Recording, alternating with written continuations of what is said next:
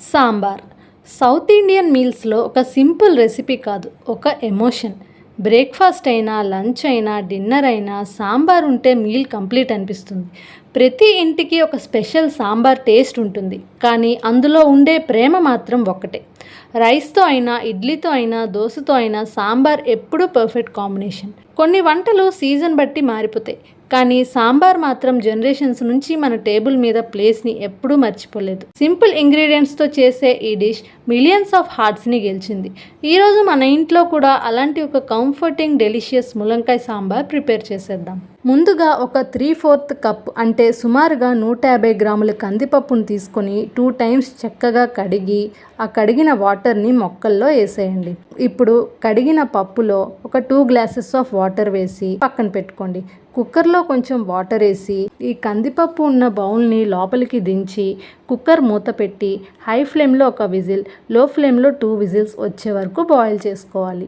ఈ పప్పు బాయిల్ అయ్యేలోపు మనం వెజిటేబుల్స్ని తీసుకుందాం.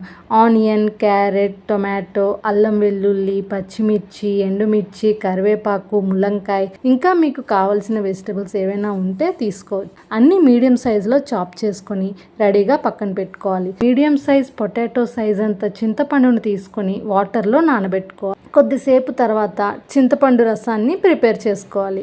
ఇవన్నీ అయ్యేలోపు పప్పు కూడా ఉడికిపోయింది.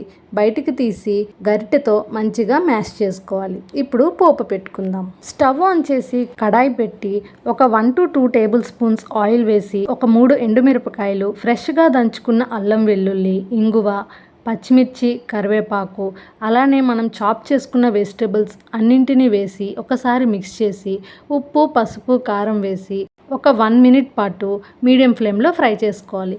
ఇలా ఫ్రై చేసుకోవడం వల్ల సాంబార్కి మంచి టేస్ట్ వస్తుంది. ఇప్పుడు ఇందులో 2 గ్లాసెస్ ఆఫ్ వాటర్ వేసి ఒక ఉడుకు వచ్చే వరకు హై ఫ్లేమ్లో పెట్టి తర్వాత లో ఫ్లేమ్లో 15 మినిట్స్ పాటు బాయిల్ చేసుకున్న తర్వాత మనం ప్రిపేర్ చేసుకున్న చింతపండు గుజ్జును కూడా వేసి అందులో సాల్ట్, పసుపు మీ రుచికి సరిపడా వేసుకుని ఒక 5 మినిట్స్ పాటు మూత పెట్టి బాయిల్ చేసుకోవాలి. ఇప్పుడు మనం మెత్తగా మెదుపుకున్న పప్పుని కూడా వేసి సాల్ట్ ఇంకా పులుపు రెండు సరిపోయో లేదో ఒకసారి చెక్ చేసుకోవాలి. మంచిగా మిక్స్ చేసుకుని కన్సిస్టెన్సీని ఒకసారి చూసుకోవాలి. కొంచెం లూజ్గా కావాలనుకునే వాళ్ళు ఇంకొంచెం చింతపండు పులుపు వాటర్ని వేసుకోవాలి. థిక్గా కావాలనుకునే వాళ్ళు అలానే వదిలేయచ్చు. ఫైనల్గా స్పైసెస్ అన్నీ చెక్ చేసుకుని ఇప్పుడు ఇందులో చిన్న బెల్లం ముక్క, ఒక 2 టీ స్పూన్స్ సాంబార్ పౌడర్, వేయించిన మెంతులు, జీలకర్ర పొడి, చివరిగా ఫ్రెష్ కొత్తిమీరను వేసి స్టవ్ ఆఫ్ చేసుకోవాలి. అంతే, ఘుమఘుమలాడే సాంబార్ రెడీ అయిపోతుంది. వీడియో నచ్చితే లైక్ చేసి సబ్స్క్రైబ్ చేసుకోవచ్చు కదా. Thank you for watching.